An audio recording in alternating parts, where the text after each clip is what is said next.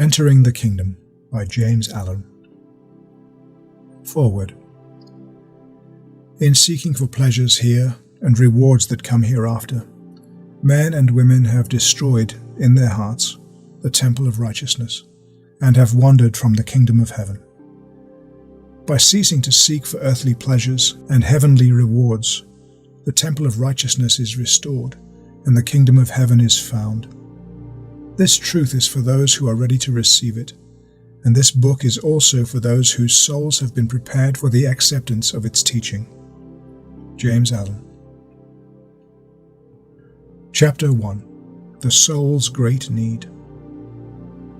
I sought the world, but peace was not there. I courted learning, but truth was not revealed. I sojourned with philosophy, but my heart was sore with vanity. And I cried, where is peace to be found? And where is the hiding place of truth? Filius Lucius. Every human soul is in need. The expression of that need varies with individuals, but there is not one soul that does not feel it to some degree. It's a spiritual and casual need which takes the form, in souls of a particular development, of a deep and inexpressible hunger which the outward things of life, however abundantly they may be possessed, can never satisfy. Yet the majority, imperfect in knowledge and misled by appearances, seek to satisfy this hunger by striving for material possessions, believing that these will satisfy their need and bring them peace. Every soul, consciously or unconsciously, hungers for righteousness, and every soul seeks to satisfy that hunger in its own particular way, and in accordance with its own particular state of knowledge. The hunger is one, and the righteousness is one, but the pathways by which righteousness is sought are many. They who seek consciously are blessed, and will shortly find that final and permanent satisfaction of soul which righteousness alone can give, for they have come into a knowledge of the true path. They who seek unconsciously, although for a time they may bathe in a sea of pleasure, are not blessed, for they are carving out for themselves pathways of suffering over which they must walk with torn and wounded feet, and their hunger will increase, and the soul will cry out for its lost heritage, the eternal heritage of righteousness. Not in any of the three worlds, waking, dream, and sleep, can the soul find lasting satisfaction, apart from the realization of righteousness. With or without a body, it is ceaselessly driven on by the discipline of suffering until, at last, in its extremity, it flies to its only refuge, the refuge of righteousness, and finds that joy, satisfaction, and peace which it had so long and so vainly sought. The great need of the soul, then, is the need of this permanent principle called righteousness, on which it may stand securely and restfully amid the tempest of earthly existence, no more bewildered, and whereon it may build the mansion of a beautiful, peaceful, and perfect life.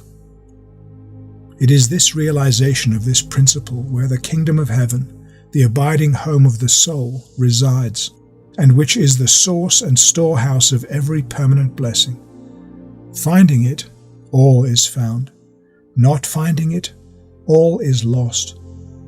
It is an attitude of mind, a state of consciousness, an ineffable knowledge, in which the struggle for existence ceases, and the soul finds itself at rest in the midst of plenty, where its great need, indeed its every need, is satisfied, without strife and without fear. Blessed are they who earnestly and intelligently seek, for it is impossible that such should seek in vain.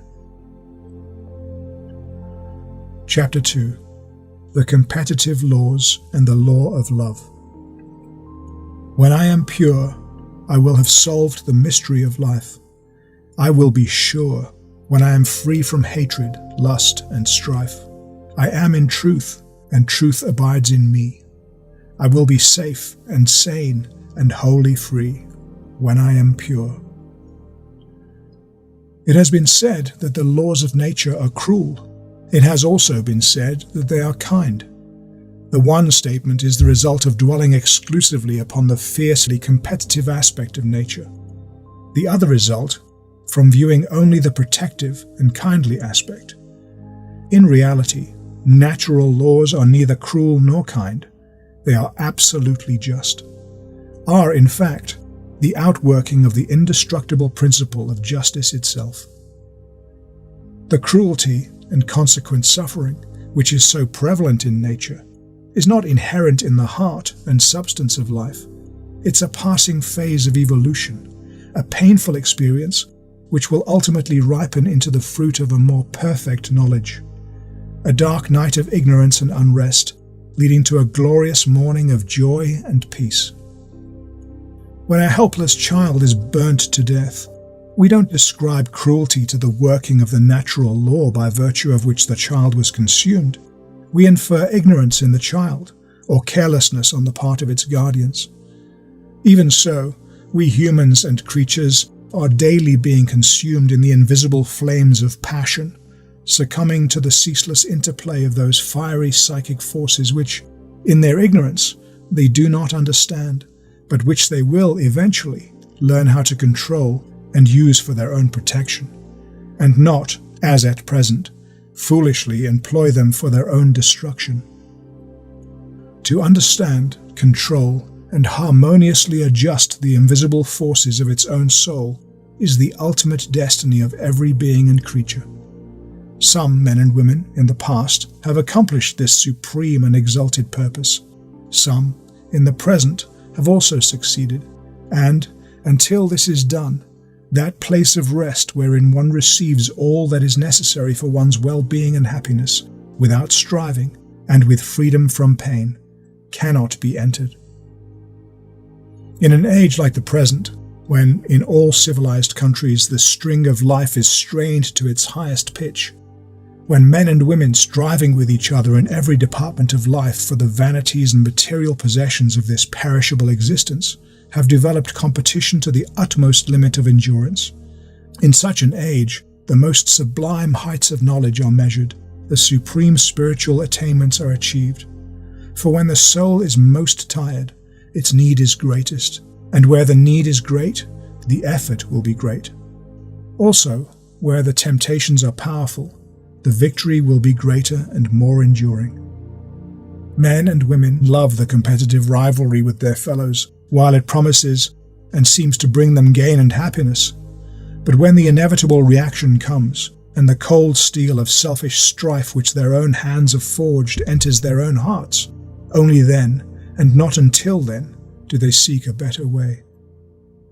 Blessed are they that mourn, for they have come to the end of strife, and have found the pain and sorrow to which it leads, and unto them only can the door open which leads to the kingdom of peace. In searching for this kingdom, it is necessary to fully understand the nature of that which prevents its realization, namely, the strife of nature, the competitive laws operative in human affairs, and the universal unrest, insecurity, and fear which accompany these factors. For without such an understanding there cannot be a sound comprehension as to what constitutes the true and false in life, and therefore no real spiritual advancement. Before the true can be apprehended and enjoyed, the false must be revealed. Before the real can be perceived as the real, the illusions which distort it must be dispersed. And before the limitless expanse of truth can open before us, the limited experience which is confined to the world of visible and superficial effects must be transcended.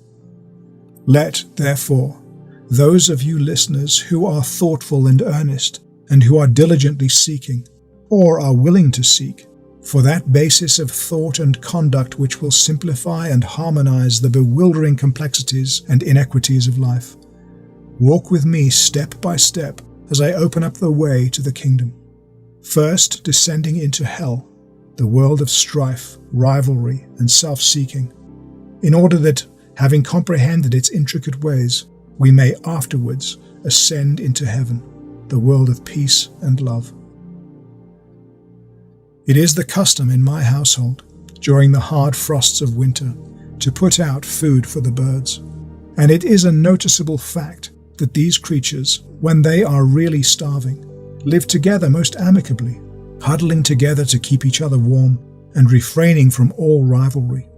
And if they are given a small quantity of food, they'll eat it with comparative freedom from passionate disagreement. But give them a quantity of food that is more than sufficient for all, and almost immediately fighting over the coveted supply begins. Occasionally, we would put out a whole loaf of bread, and then the contention of the birds became fierce and prolonged, although there was more than they could possibly eat during several days. Some, having gorged themselves until they could eat no more, would stand upon the loaf and hover around it, pecking fiercely at all newcomers and trying to stop them from getting any of the food. And, along with this fierce contention, there was noticeably a great fear. With each mouthful of food taken, the birds would look around in nervous terror, apprehensive of losing their food or their lives. In this simple incident, we have an illustration, crude perhaps, but true, of the basis and outworking of the competitive laws in nature and in human affairs. It's not scarcity that produces competition, it is abundance. So that the richer and more luxurious a nation becomes, the keener and fiercer becomes the competition for securing the necessities and luxuries of life. Let famine overtake a nation, and at once compassion and sympathy take the place of competitive strife. And, in the blessedness of giving and receiving, people enjoy a foretaste of that heavenly bliss which the spiritually wise have found, and which we will all ultimately reach. The fact that abundance and not scarcity creates competition should be held constantly in mind by the listener during the repeated use of this audiobook, as it throws a searching light not only on the statements contained herein, but upon every problem relating to social life and human conduct. Moreover, if it is deeply and earnestly meditated upon, and its lessons applied to individual conduct, it will make the way which leads to the kingdom entirely obvious. Let us now search out the cause of this fact, so that the ignorance connected with it may be transcended. Every phenomenon in social and natural life, as in nature, is an effect, and all these effects are embodied by a cause which is not remote and attached, but which is the immediate soul and life activity of the effect itself. As the seed is contained in the flower, and the flower in the seed, so the relation of cause and effect is intimate and inseparable. An effect also is vivified and propagated, not by any life inherent in itself, but by the life and impulse existing in the cause. Looking out upon the world, we behold it as an arena of rivalry in which individuals, communities, and nations are constantly engaged in striving with each other for superiority and for the largest share of worldly possessions. We see, also, that the weaker fall out defeated, and that the strong, who are equipped to pursue the combat with undiminished ardor, obtain the victory and enter into possession. And along with this struggle we see the suffering which is inevitably connected with it. Men and women, broken down with the weight of their responsibilities, failing in their efforts and losing all, families and communities broken up, and nations subdued and subordinated. We see seas of tears, telling of unspeakable anguish and grief. We see painful partings and early and unnatural deaths, and we know that this life of strife, when stripped of its surface appearances, is largely a life of sorrow. Such acts, briefly described, are the phenomena connected with that aspect of human life which we are now dealing. Such are the effects as we see them, and they have one common cause which is found in the human heart itself. As all the multiform varieties of plant life have one common soil from which to draw their sustenance, and by virtue of which they live and thrive, in the same way, all the varied activities of human life are rooted in and draw their vitality from one common source, the human heart. The cause of all suffering and of all happiness resides not in the outer activities of human life, but in the inner activities of the heart and mind. and every external agency is sustained by the life which it derives from human conduct. The organized life principle in mankind carves for itself outward channels along which it can pour its pent-up energies, making vehicles for itself through which it can manifest its potency and reap its experience. And, as a result, we have our religions and social and political organizations. All the visible manifestations of human life, then, are effects, and as such, although they may possess a reflex action, they can never be causes, but must remain forever what they are: dead effects, galvanized into life by an enduring and profound cause.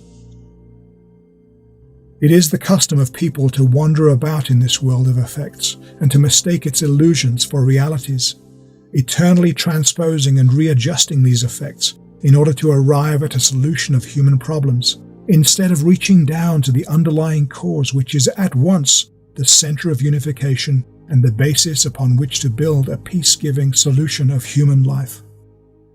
The strife in the world, in all its forms, whether it be war, social or political quarreling, sectarian hatred, private disputes or commercial competition, has its origin in one common cause, namely, individual selfishness. And I employ this term selfishness in a far-reaching sense. In it I include all forms of self-love and egotism. I mean by it the desire to pander to and preserve at all costs the personality. This element of selfishness is the life and soul of competition and of the competitive laws. Apart from it, they have no existence. But in the life of every individual in whose heart selfishness in any form is harbored, these laws are brought into play and the individual is subject to them. Innumerable economic systems have failed, and must fail, to exterminate the strife of the world. They are the outcome of the delusion that outward systems of government are the causes of that strife, whereas they are but the visible and transient effects of the inward strife, the channels through which it must necessarily manifest itself. To destroy the channel is and must ever be ineffectual, as the inward energy will immediately make for itself another, and still another, and another. Strife and rivalry cannot stop, and the competitive laws must continue as long as selfishness is approved in the heart. All reforms fail where this element is ignored and unaccounted for. All reforms will succeed where it is recognized and steps are taken for its removal. Selfishness, then, is the root cause of competition, the foundation on which all competitive systems rest and the sustaining source of the competitive laws. It will thus be seen that all competitive systems, all the visible activities of the struggle people have with each other, are as the leaves and branches of a tree which covers the whole earth, the root of that tree being individual selfishness, and the ripened fruits of which are pain and sorrow. This tree cannot be destroyed just by chopping off its branches. To do this effectively, the root must be destroyed. To introduce measures in the form of changed external conditions is merely chopping off the branches. And as the cutting away of certain branches of a tree gives added vigor and vitality to those which remain, even so, in the same way, the very means which are taken to lessen the competitive strife, when those means deal entirely with its outward effects, will only add strength and vigor and vitality to the tree whose roots are always being approved and encouraged in the human heart. The most that even legislation can do is to prune the branches, and so prevent the tree from altogether running wild. Great efforts are now being put forward to found a garden city which will be an authentic Eden planted in the midst of orchards and whose inhabitants will live in comfort and comparative tranquility. And beautiful and praiseworthy are all such efforts when they are prompted by unselfish love. But such a city cannot exist or cannot long remain the Eden which it aims to be in its outward form, until the majority of its inhabitants have subdued and conquered the inward selfishness. Even one form of selfishness, namely self-indulgence, if fostered by its inhabitants, will completely undermine that city, leveling its orchards to the ground, converting many of its beautiful dwellings into competitive marts and obnoxious centers for the personal gratification of appetite, and some of its buildings into institutions for the maintenance of order, and upon its public spaces will rise jails, asylums, and orphanages, because where the spirit of self-indulgence is, the means for its gratification will be immediately adopted, without considering the good of others or of the community. For selfishness is always blind, and the fruits of that gratification will be rapidly acquired. The building of pleasant houses and the planting of beautiful gardens can never, of itself, constitute a garden city, unless its inhabitants have learned that self-sacrifice is better than self-protection, and have first established in their own hearts the garden city of unselfish love. And when a sufficient number of men and women have done this, the garden city will appear, and it will flourish and prosper, and great will be its peace, because out of the heart are the issues of life. Having found that selfishness is the root cause of all competition and strife, the question naturally arises as to how this cause will be dealt with, for it naturally follows that a cause being destroyed, all its effects cease. A cause being propagated, all its effects, however they may be modified from without, must continue. Anyone who has thought at all deeply upon the problem of life, and has meditated and contemplated sympathetically upon the sufferings of mankind, has seen that selfishness is at the root of all sorrow. In fact, this is one of the truths that is first apprehended by the thoughtful mind, and along with that perception, there has been born within them a longing to formulate some methods by which that selfishness might be overcome. The first impulse of such a person is to endeavor to frame some outward law or introduce some new social arrangements or regulations which will put a check on the selfishness of others. The second tendency of their mind will be to feel their utter helplessness before the great iron will of selfishness by which they are confronted. Both of these attitudes of mind are the result of an incomplete knowledge of what constitutes selfishness. And this partial knowledge dominates them because, although they have overcome the grosser forms of selfishness in themselves and are so far noble, they are yet selfish in other and more remote and subtle directions. This feeling of helplessness is the prelude to one of two conditions.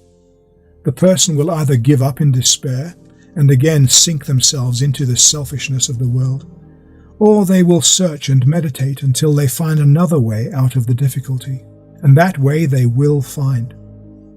Looking deeper and ever deeper into the things of life, reflecting, brooding, examining and analyzing, grappling with every difficulty and problem with intensity of thought, and developing day by day a profounder love of truth. By these means their heart will grow and their comprehension will expand, and eventually they will realize that the way to destroy selfishness is not to try and destroy one form of it in other people, but to destroy it utterly, root and branch, in themselves. The perception of this truth constitutes spiritual illumination, and once it is awakened in the mind, the straight and narrow way is revealed, and the gates of the kingdom already loom in the distance. Then do you apply to yourself, not to others, these words. And why beholdest thou the mote that is in thy brother's eye, but considerest not the beam that is in thy own eye? How wilt thou say to thy brother, Let me pull out the mote out of thine eye, and behold, a beam is in thine own eye? Thou hypocrite, first cast out the beam out of thine own eye, and then thou wilt see clearly to cast out the mote out of thine brother's eye.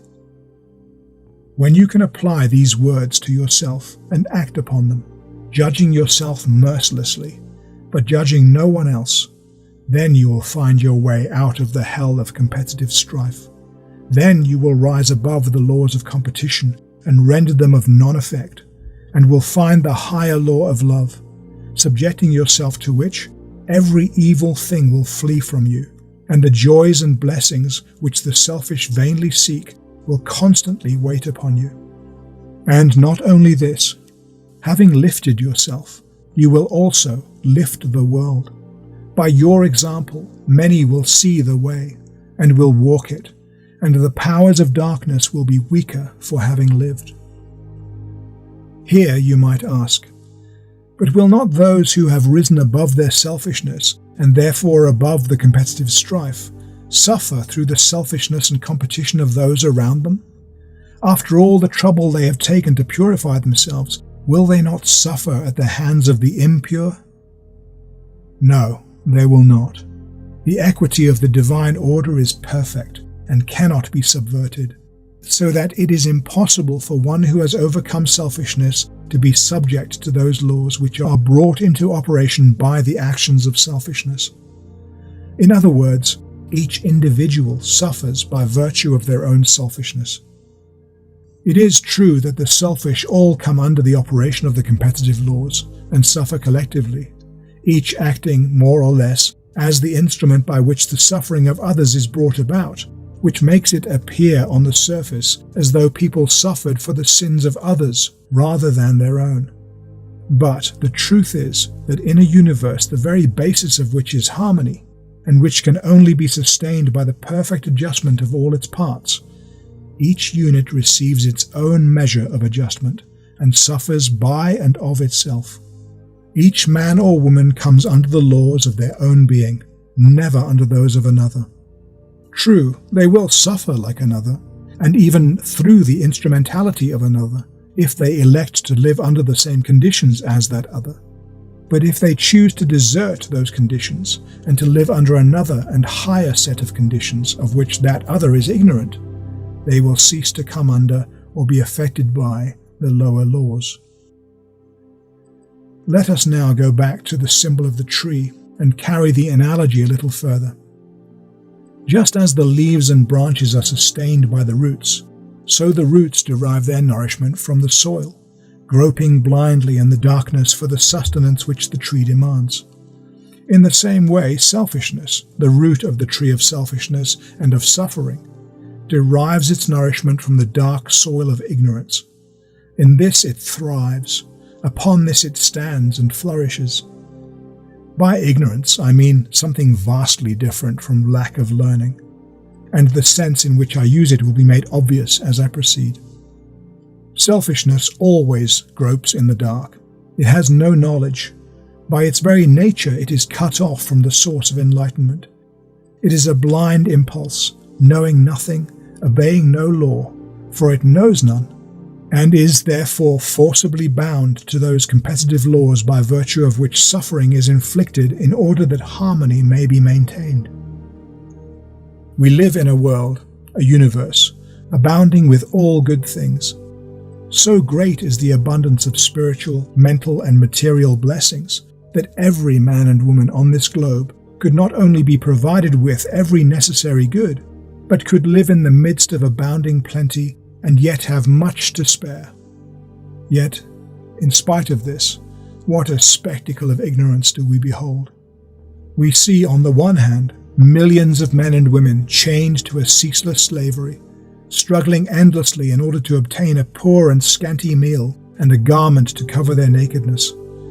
And on the other hand, we see thousands who already have more than they need and can well manage, depriving themselves of all the blessings of a true life and the vast opportunities which their possessions place within their reach, in order to accumulate more of those material things for which they have no legitimate use. Surely, men and women have no more wisdom than the beasts which fight over possession of that which is more than they can all consume, and which they could all enjoy in peace. Such a condition of things can only happen in a state of deep and dark ignorance, so dark and dense as to be utterly impenetrable, except to the unselfish eye of wisdom and truth. And in the middle of all this, striving after homes and food and clothing, there works unseen but potent, infallible and exact, the overruling law of justice, dealing out their own quota of merit and demerit to every individual. It is impartial, it bestows no favors, it inflicts no unearned punishments. It knows not wrath nor pardon, utter true. It measures meat, its faultless balance weighs. Times are as naught, tomorrow it will judge, or after many days. The rich and poor alike suffer for their own selfishness, and none escapes. The rich have their particular sufferings, as well as the poor. Moreover, the rich are continually losing their riches, and the poor are continually acquiring them. The poor man of today is the rich man of tomorrow, and vice versa. There is no stability, no security in hell, and only brief and occasional periods of rest and relief from suffering in some form or other. Fear, also, follows mankind like a great shadow, for those who obtain and hold by selfish force will always be haunted by a feeling of insecurity, and will continually fear its loss, while the poor person, who is selfishly seeking or coveting material riches, will be harassed by the fear of poverty. And one and all who live in this underworld of strife are overshadowed by one great fear, the fear of death. Surrounded by the darkness of ignorance, and having no knowledge of those eternal and life-sustaining principles out of which all things proceed, people operate under the delusion that the most important and essential things in life are food and clothing, and that their first duty is to go all out to get and secure them, believing that these outward things are the source and cause of all comfort and happiness. It is the blind animal instinct of self-preservation, the preservation of the body and personality, by virtue of which each man and woman opposes themselves to other men and women in order to get a living or secure a competency, believing that if they do not keep an incessant watch on other people and constantly renew the struggle, they will ultimately take the bread out of his or her mouth. It is out of this initial delusion that comes all the train of delusions, with their attendant sufferings. Food and clothing are not the essential things of life, not the causes of happiness. They are non-essentials, effects, and, as such, proceed by a process of natural law from the essentials, the underlying cause. The essential things in life are the enduring elements in character: integrity, faith, righteousness, self-sacrifice, compassion, love, and out of these all good things proceed. Food and clothing and money are dead effects. There is in them no life, no power except for that which we invest with them.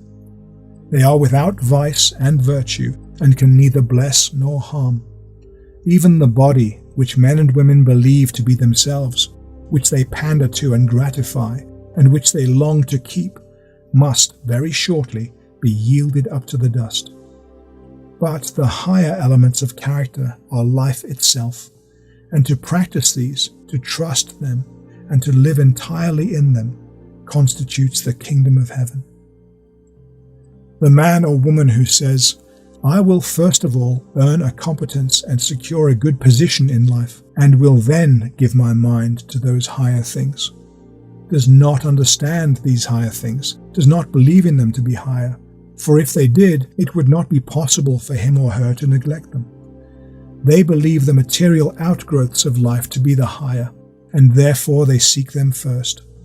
They believe money, clothing, and position to be of a vast and essential importance, righteousness and truth to be at best secondary, because we always sacrifice that which we believe to be lesser for that which we believe to be greater. Immediately after you recognize that righteousness is of more importance than the getting of food and clothing, you stop going after the latter and begin to live for the former. It is here where we come to the dividing line between the two kingdoms, heaven and hell. Once you perceive the beauty and enduring reality of righteousness, your whole attitude of mind towards yourself and others, and the things within and around you, changes. The love of personal existence gradually loses its hold on you. The instinct of self-preservation begins to die, and the practice of self-renunciation takes its place. For the sacrifice of others, or of the happiness of others, for your own good, you substitute the sacrifice of self and of your own happiness for the good of others. And thus, rising above self, you rise above the competitive strife which is the outcome of self, and above the competitive laws which operate only in the region of self and for the regulation of its blind impulses. You are like one who has climbed a mountain, and thereby risen above all the disturbing currents in the valleys below you.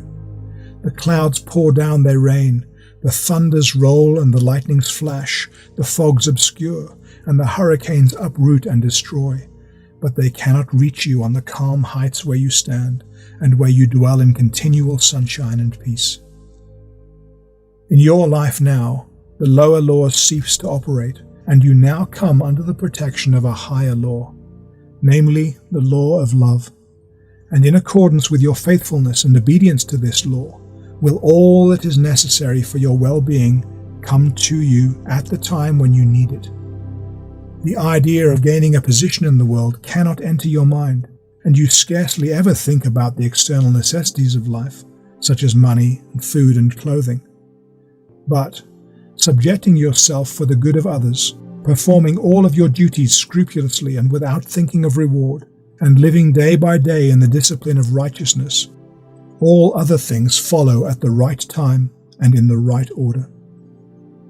Just as suffering and strife is inherent and spring from their root cause, selfishness, so blessedness and peace are inherent and spring from their root cause, righteousness. And it is a full and all-embracing blessedness, complete and perfect in every department of life.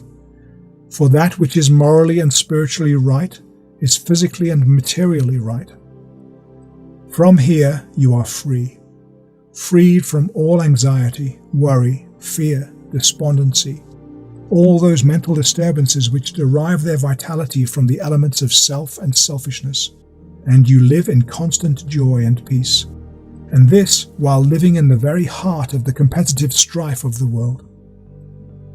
Yet, though walking in the midst of hell, its flames fall back before and around you, so that not one hair on your head can be singed. Though you walk in the midst of lions of selfish force, for you their jaws are closed and their ferocity is subdued. Though on every hand people are falling around you in the fierce battle of life, you fall not. Neither are you dismayed, for no deadly bullet can reach you, no poison shaft can pierce the impenetrable armor of your righteousness. Having lost the little personal self-seeking life of suffering, anxiety, fear, and want, you have found the boundless, glorious, self-perfecting life of joy and peace and plenty. Therefore take no thought, saying, "What will we eat? Or what will we drink? Wherewithal will we be clothed? For your heavenly Father knoweth you have need of all these things. But seek ye first the kingdom of God, and his righteousness, and all these things will be added unto you." Chapter 3. The Finding of a Principle. Be still, my soul, and know that peace is within. Be steadfast, heart, and know that strength divine belongs to thee. Cease thy turmoil, mind, and thou the everlasting rest will find. How then will you reach the kingdom? By what process will you find the light which alone can disperse your darkness? And in what way can you overcome the inward selfishness which is strong and deeply rooted? You will reach the kingdom by purifying yourself. And you can only do this by pursuing a process of self-examination and self-analysis. The selfishness must be discovered and understood before it can be removed. It is powerless to remove itself, neither will it pass away by itself.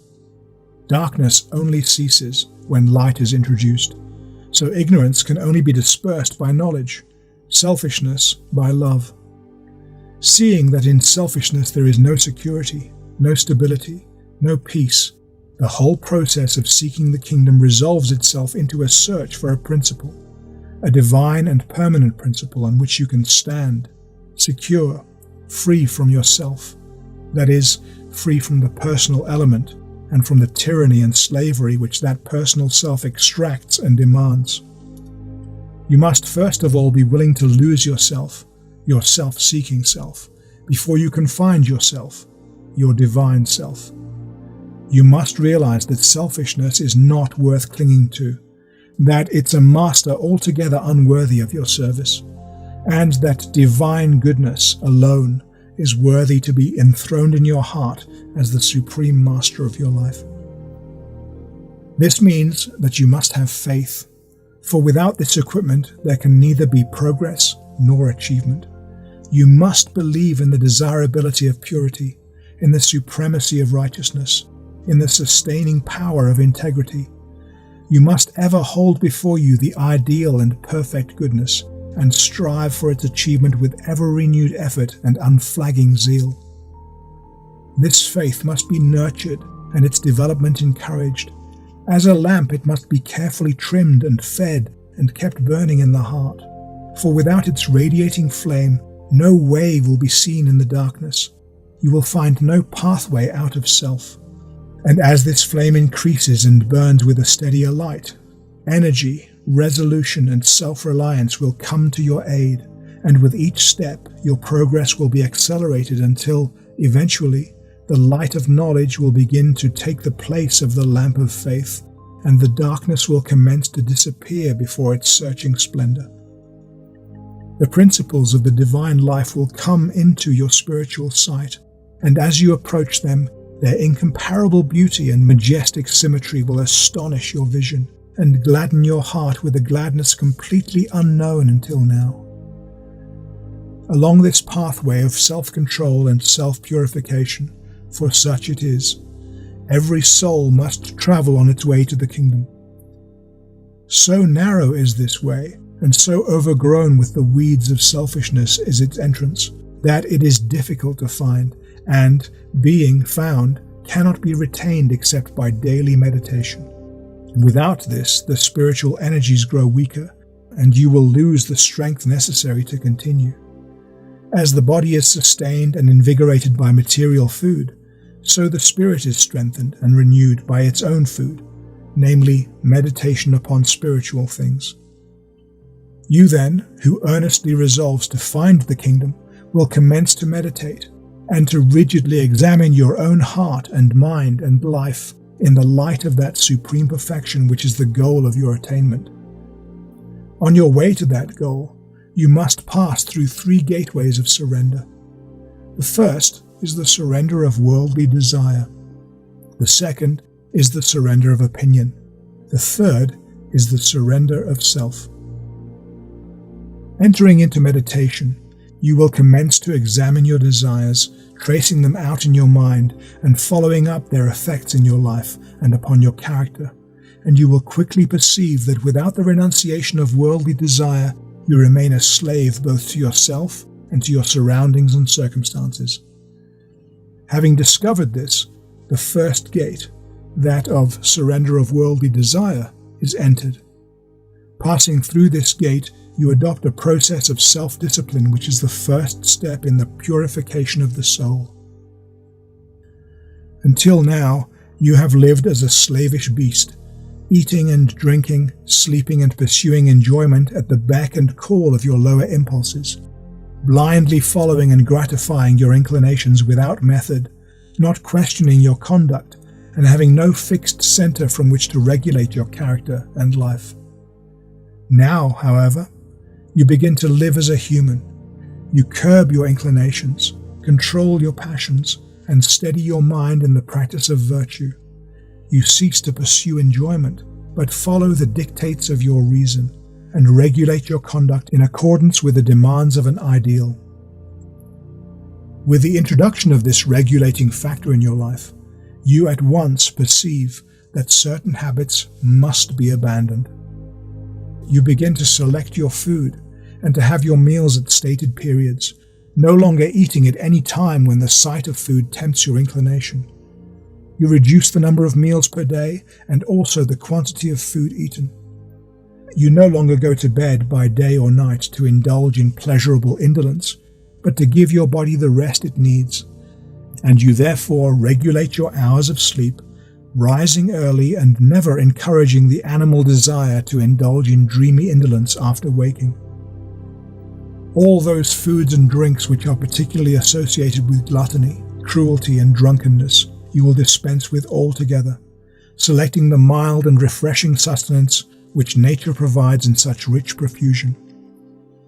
These preliminary steps will be adopted at once, and as the path of self-government and self-examination is pursued, a clearer and ever clearer perception of the nature, meaning, and effects of worldly desire will be developed, until it will be seen that the mere regulation of your worldly desires is altogether inadequate and insufficient, and that the desires themselves must be abandoned, must be allowed to fall out of the mind and to have no part of your character and life.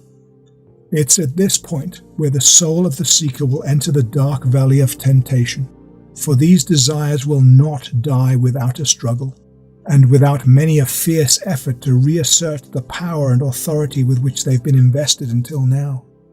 And here the lamp of faith must be constantly fed and assiduously trimmed, for all the light that it can throw out will be required to guide and encourage the traveller in the dense gloom of this dark valley.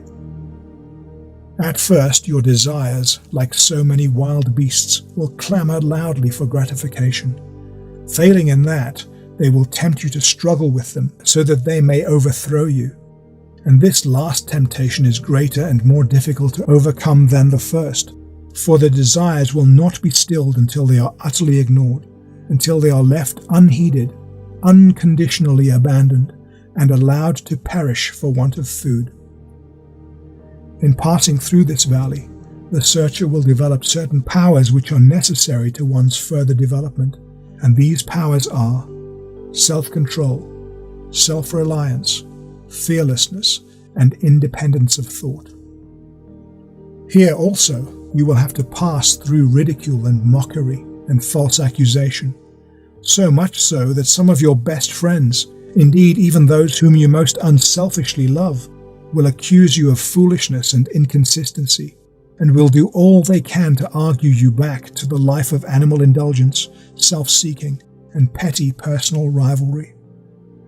Nearly everybody around you will suddenly discover that they know your duty better than you know it yourself, and, knowing no other and higher life than their own of mingled excitement and suffering, they will take great pains to win you back to it, imagining in their ignorance that you are losing so much pleasure and happiness and are gaining nothing in return.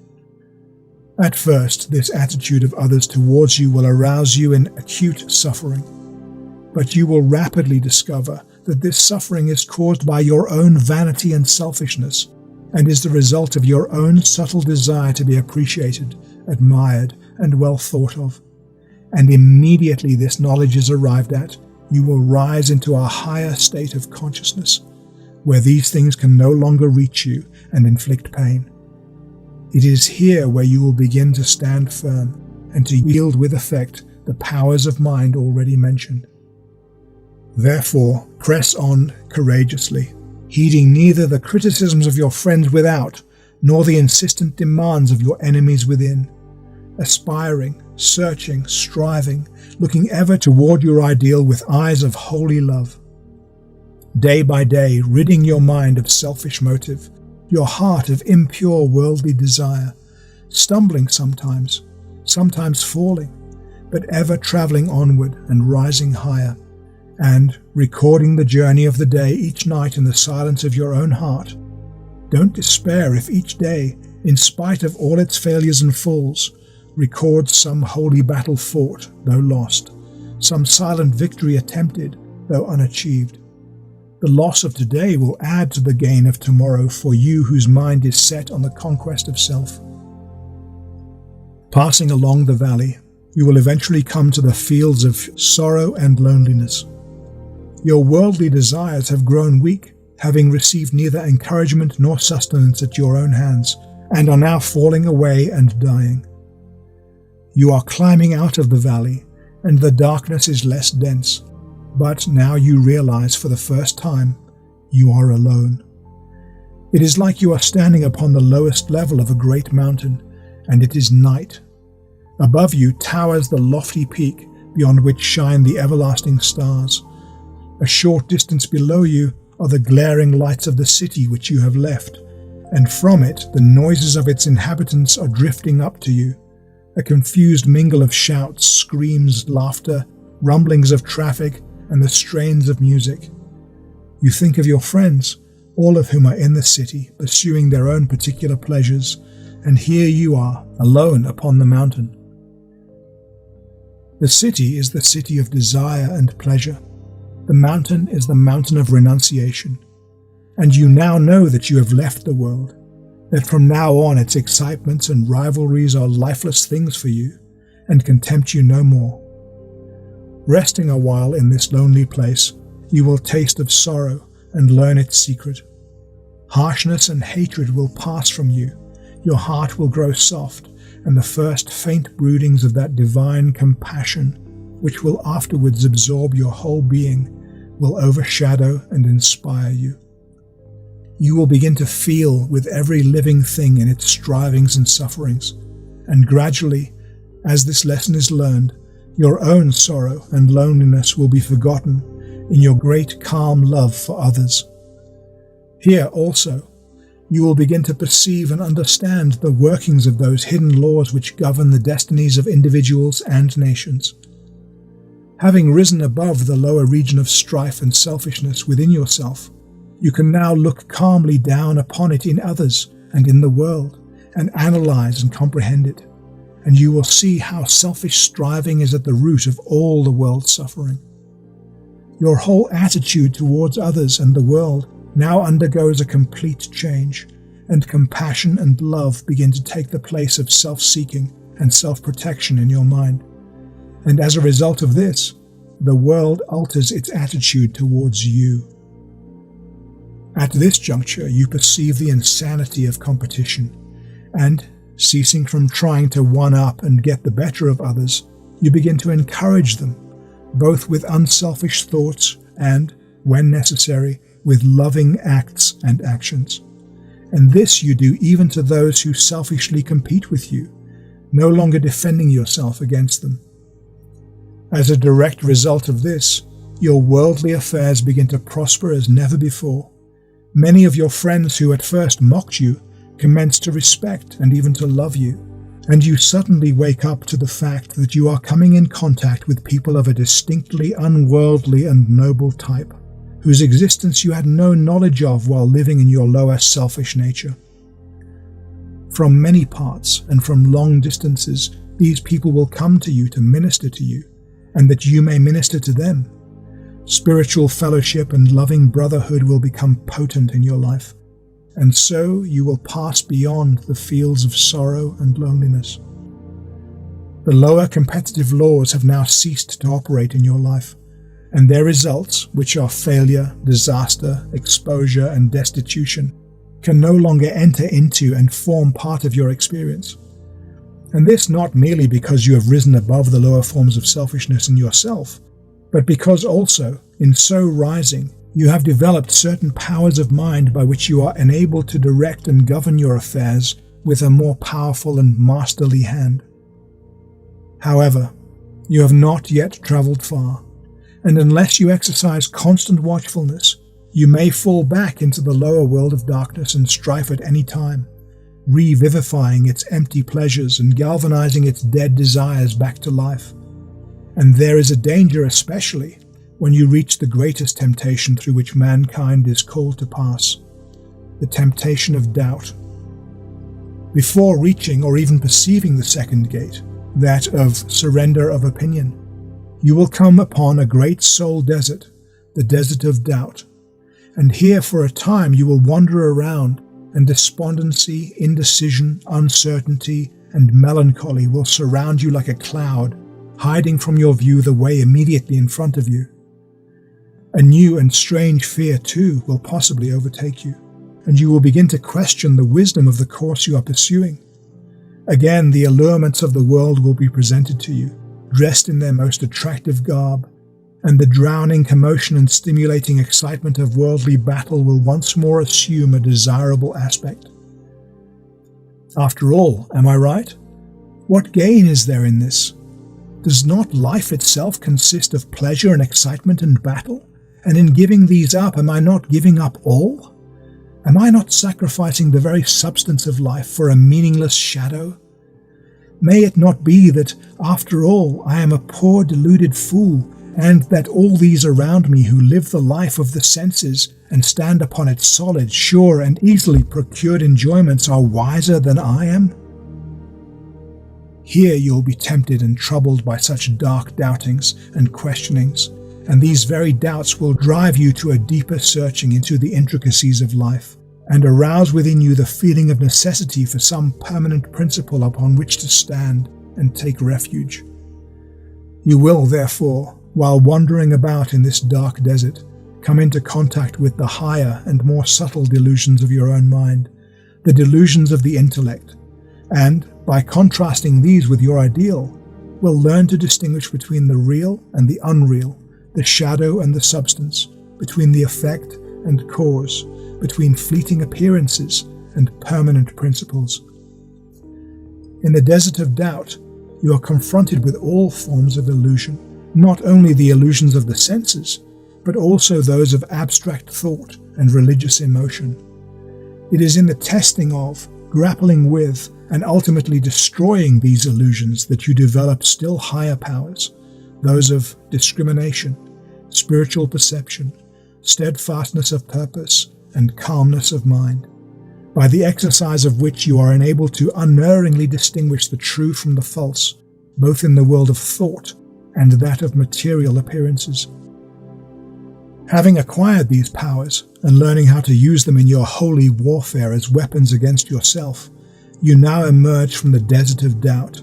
The mists and mirages of delusion vanish from your pathway, and there looms before you the second gate, the gateway of the surrender of opinion. As you approach this gate, you see before you the whole pathway along which you are traveling, and, for a space, obtain a glimpse of the glorious heights of attainment towards which you are moving. You see the temple of the higher life in all its majesty, and already you feel within yourself the strength and joy and peace of conquest. With Sir Galahad, you can now exclaim, "I saw the Grail, the Holy Grail, and one will crown me king far in the spiritual city," because you know that your ultimate victory is assured.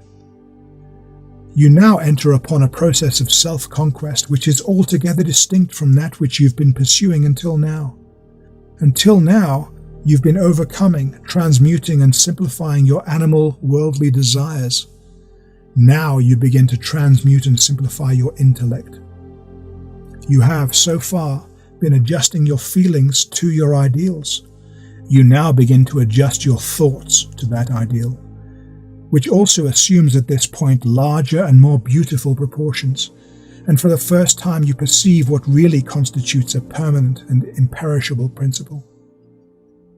You see that the righteousness you've been searching for is fixed and invariable, that it cannot be accommodated to mankind, but that mankind must reach up to and obey it, that it consists of an undeviating line of conduct, apart from all considerations of loss or gain, of reward or punishment, that, in reality, it consists in abandoning self, with all the sins of worldly desire, opinion, and self-interests of which that self is composed, and in living the blameless life of perfect love towards all beings and creatures.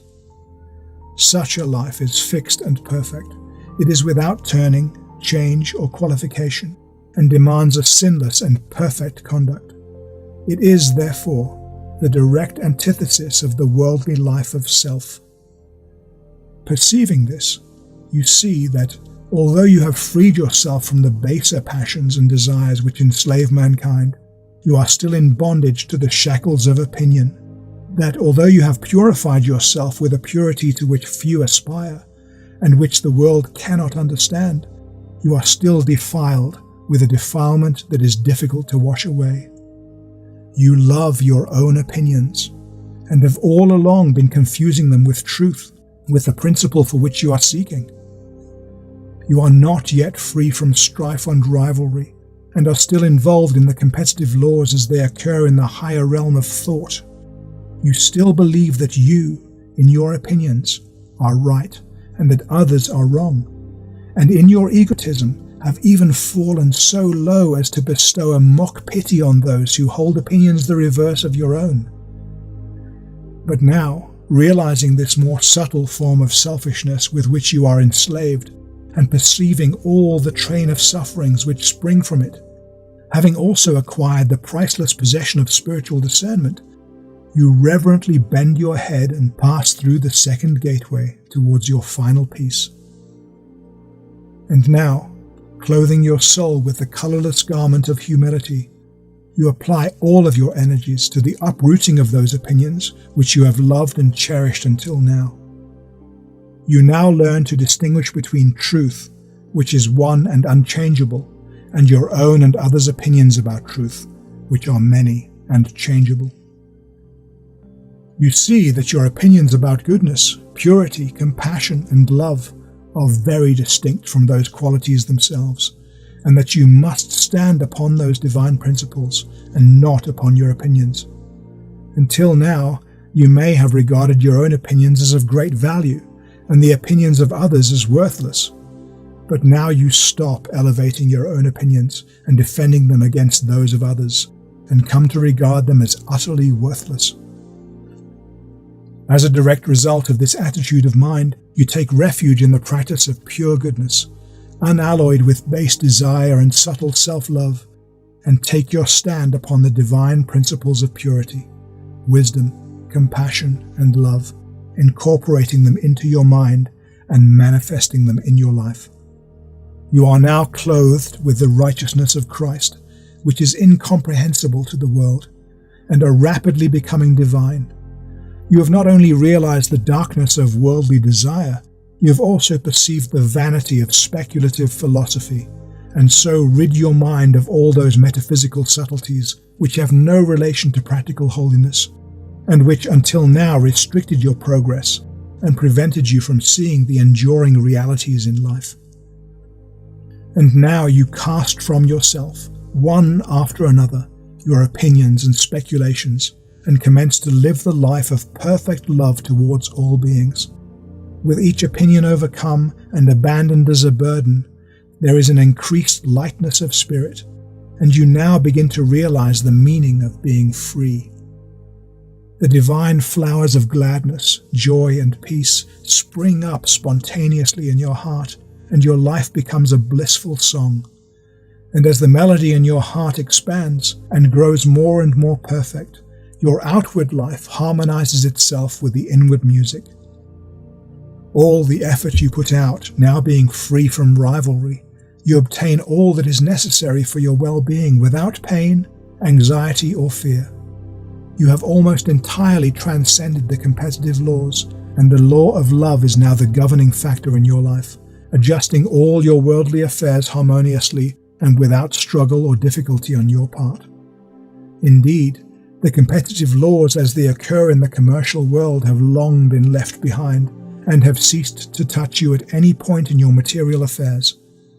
Here also, you enter into a wider and more comprehensive consciousness, and viewing the universe and humanity from the higher altitudes of purity and knowledge to which you have ascended, perceive the orderly sequence of law in all human affairs.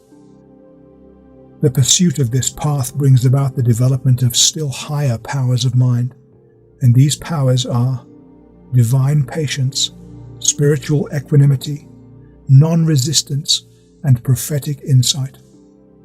By prophetic insight, I don't mean predicting the future, but direct perception of those hidden causes which operate in human life, and indeed in all life, and out of which spring the multiple and various universal effects and events. Here you rise above the competitive laws as they operate in the thought world, so that their results, which are violence, degeneracy, grief, humiliation, distress, and anxiety in all their forms, no longer occur in your life. As you proceed, the imperishable principles which form the foundation and fabric of the universe loom before you and assume more and more symmetrical proportions. For you there is no more anguish, no evil can come near your abode, and there breaks upon you the dawning of the abiding peace. but you are not free yet. You have not yet finished your journey.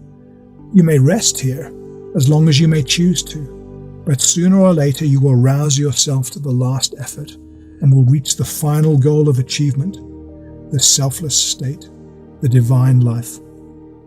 You are not yet free from self, but still cling, though with less tenacity, to the love of personal existence and to the idea of exclusive interest in your personal possessions. And when you at last realize that those selfish elements must also be abandoned, there appears before you the third gate, the gateway of surrender of self. It is no dark portal which you now approach, but one luminous with divine glory, one radiant with radiance with which no earthly splendor can compete, and you advance toward it confidently. The clouds of doubt have long been dispersed, the sounds of voices of temptation are lost in the valley below, and with firm stride, upright carriage, and a heart filled with unspeakable joy, you approach the gate that guards the kingdom of God. You have now given up all but self-interest in those things which are yours by legal right, but you now perceive that you must hold nothing as your own, and as you pause at the gate, you hear the command which cannot be evaded or denied. Yet lackest thou one thing: sell all that thou hast, and distribute unto the poor, and thou wilt have treasures in heaven. And passing through the last great gate, you stand glorious, radiant, free, detached from the tyranny of worldly desire, of opinion, of self, a divine being, harmless, patient, tender, pure. You have found that which you have been searching for, the kingdom of God and his righteousness. The journey to the kingdom may be a long and tedious one, or it may be short and rapid. It may occupy a minute, or it may take 1,000 ages. Everything depends on the faith and belief of the searcher. The majority cannot enter in because of their unbelief. For how can people realize righteousness when they do not believe in it, nor in the possibility of its accomplishment? Neither is it necessary to leave the outer world and one's duties therein. No, it can only be found through the unselfish performance of one's duty. Some there are whose faith is so great that, when this truth is presented to them, they can let all the personal elements drop almost immediately out of their minds and enter into that divine heritage.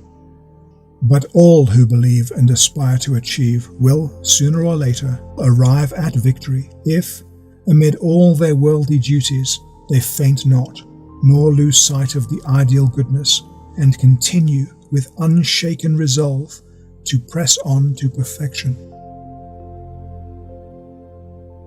Chapter 4.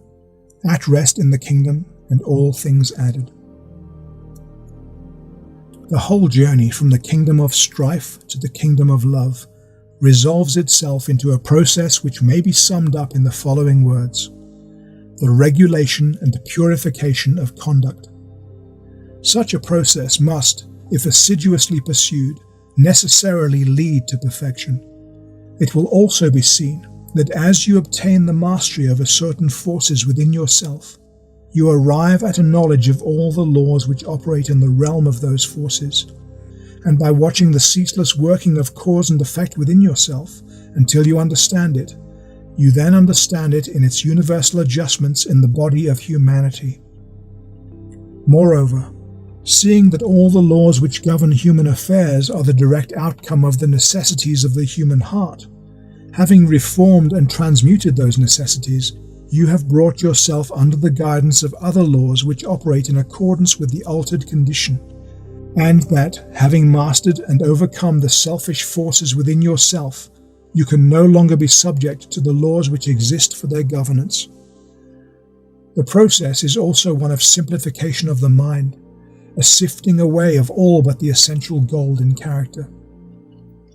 And as the mind is simplified in this way, the apparent unfathomable complexity of the universe assumes simpler and simpler aspects until the whole is seen to resolve itself into and rest upon a few unalterable principles, and these principles are ultimately seen to be contained in one, namely love.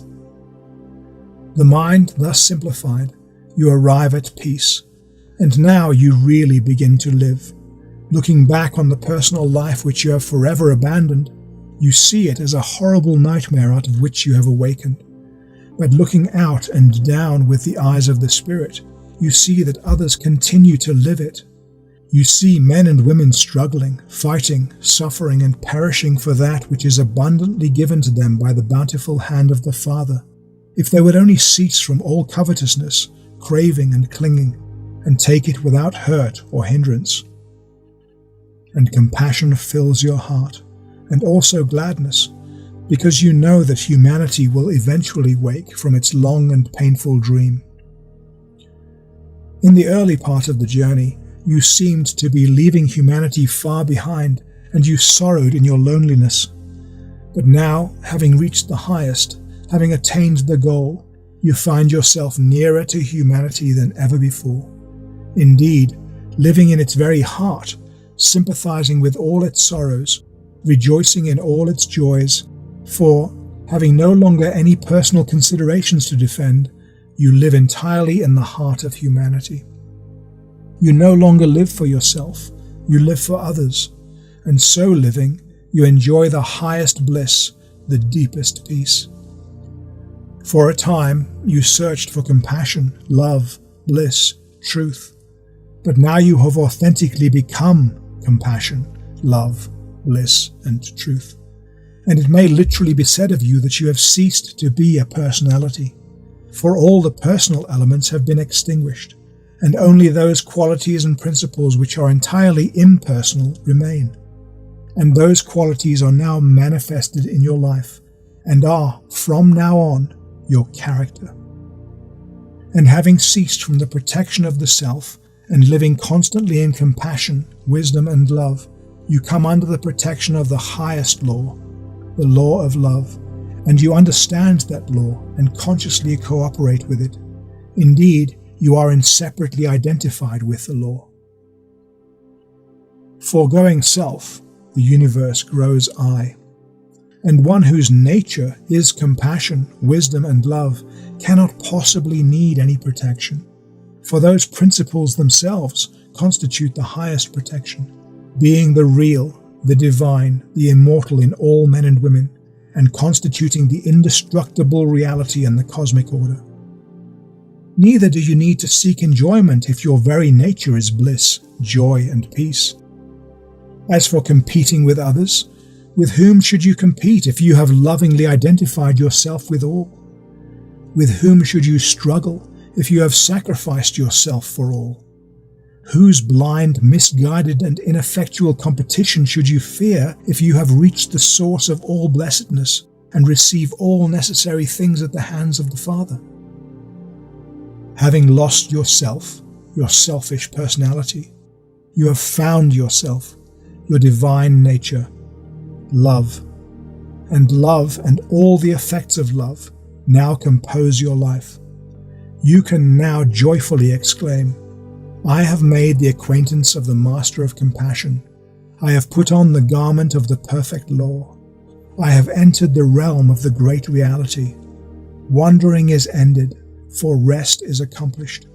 Pain and sorrow have ceased, for peace is entered into. Confusion is dissolved, for unity is made manifest. Error is vanquished, for truth is revealed. The harmonizing principle, righteousness, or divine love being found, all things are seen as they are, and not through the illusory mediums of selfishness and opinion. The universe is one, and all its manifold operations are the manifestation of one law. Until now, in this work, laws have been referred to and also spoken of as higher and lower, and this distinction was necessary. But now the kingdom is reached, we see that all the forces operative in human life are the varied manifestations of the one supreme law of love. It is by virtue of this law that humanity suffers, that, by the intensity of its sufferings, it will become purified and wise, and so relinquish the source of suffering, which is selfishness. The law and foundation of the universe being love, it follows that all self-seeking is opposed to that law, is an effort to overcome or ignore the law, and as a result every self-seeking act and thought is followed by an exact quota of suffering which is required to annul its effect, and so maintain the universal harmony. All suffering is, therefore, the restraint which the law of love puts upon ignorance and selfishness, and out of such painful restraint, wisdom at last emerges. There being no strife, no rivalry, and no selfishness in the kingdom, there is therefore no suffering, no restraint. There is perfect harmony, equipoise, and rest. Those who have entered it do not follow any animal inclinations, they have none to follow, but live in accordance with the highest wisdom. Their nature is love, and they live in love towards all. They are never troubled about making a living. They are life itself, living in the very heart of life, and should any material or other need arise, that need is immediately supplied without any anxiety or struggle on their part. Should they be called to undertake any work, the money and friends needed to carry out that work are immediately forthcoming. Having ceased to violate their principles, all their needs are supplied through legitimate channels. Any money or help required always comes through the instrumentality of good people, who are either living in the kingdom themselves or are working for its accomplishment. Those who live in the kingdom of love have all their needs supplied by the law of love, with all freedom from unrest, just as those who live in the kingdom of self only meet their needs by much strife and suffering. Having altered the root cause in their heart, they have altered all the effects of their inner and outer life. As self is the root cause of all strife and suffering, so love is the root cause of all peace and bliss. Those who are at rest in the kingdom do not look for happiness in any outward possession. They see that all such possessions are mere transient effects that come when they are required and, after their purpose is served, pass away. They never think of these things, money, clothing, food, etc., except as mere accessories and effects of the true life. They are therefore freed from all anxiety and trouble, and resting in love, they are the embodiment of happiness. Standing upon the imperishable principles of purity, compassion, wisdom, and love, they are immortal, and they know they are immortal. They are one with God, the supreme good, and know they are one with God. Seeing the realities of things, they can find no room anywhere for condemnation. All the operations that occur upon the earth they see as instruments of the good law, even those called evil. All men and women are essentially divine, though unaware of their divine nature, and all their acts are efforts, even though many of them are dark and impotent, to realize some higher good. All so-called evil is seen to be rooted in ignorance, even those deeds that are called deliberately wicked, so that condemnation ceases and love and compassion become all in all. But let it not be supposed that the children of the kingdom live in ease and indolence. Those two sins are the first that have to be eradicated when the search for the kingdom is entered upon. They live in a peaceful activity. In fact, only they truly live, for the life of self with its train of worries, griefs, and fears is not real life. They perform their duties with the most conscientious diligence, apart from thoughts of self, and employ all their means, as well as powers and faculties, which are greatly intensified, in building up the kingdom of righteousness in the hearts of others and in the world around them. This is their work, first by example, then by precept. Having sold all that they have, renounced all self-interest in their possessions, they now give to the poor, give of their rich store of wisdom, love, and peace to the needy in spirit, the weary and broken-hearted, and follow the Christ whose name is love.